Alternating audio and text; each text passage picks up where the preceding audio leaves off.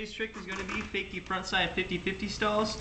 This isn't so much a technical trick, but something you could use to string together a longer line on a mini ramp and kind of switch your tricks up. So check it out.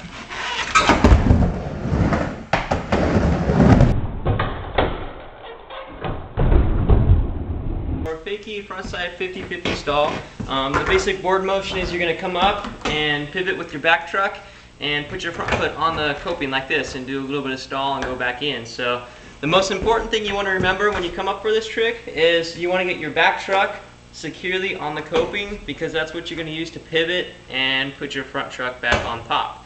So if you can get a solid pivot motion with your back truck, you should be good to go with your front truck. And you can do it kind of a couple ways, because if you come up fakie and you pivot with your back truck and you don't like where your front truck is, you could still go back in and it should be a frontside 5-0 stall back in.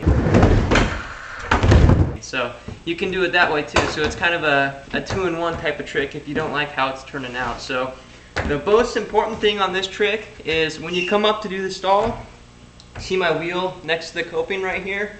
You want to have it butted up against the coping. On front side tricks, I find this to be a little bit more stable. So when you come up, you're going to want to get this half of the truck onto the coping first.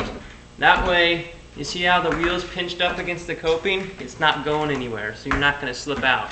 Because if you come up like this, it's going to slide over, and you're going to lose your balance easier that way. So, but it's always easier to land right here and undershoot it, because if you overshoot it, you're going to slip out. So you want to come up and get the coping as square as possible, and then you're going to pivot up like this, and then slam your front truck down on the coping. That's how it's done.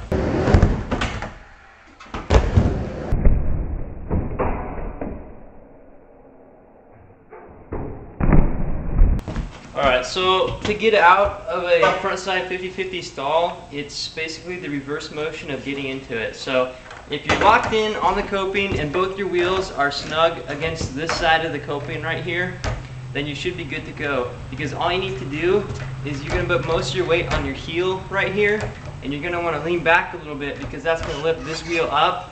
And if you don't lift that wheel up, then you're going to go down and clip. So it's very important to lift this wheel up out of the coping. That's why some people do their frontside 50-50s like this. But I don't find that very sturdy, because the board moves around a lot. So you can do it that way, but I prefer to do them this way. It looks cleaner and it grinds easier if you want to grind them. But we're just doing a stall. So for a stall, you're going to put weight on your heel, you're going to lift up a little bit, and as you put weight on the heel, go back in. And see how that wheel right here is going to lift up and over the coping and go back in smooth. So that's the way it's done. Let me show you.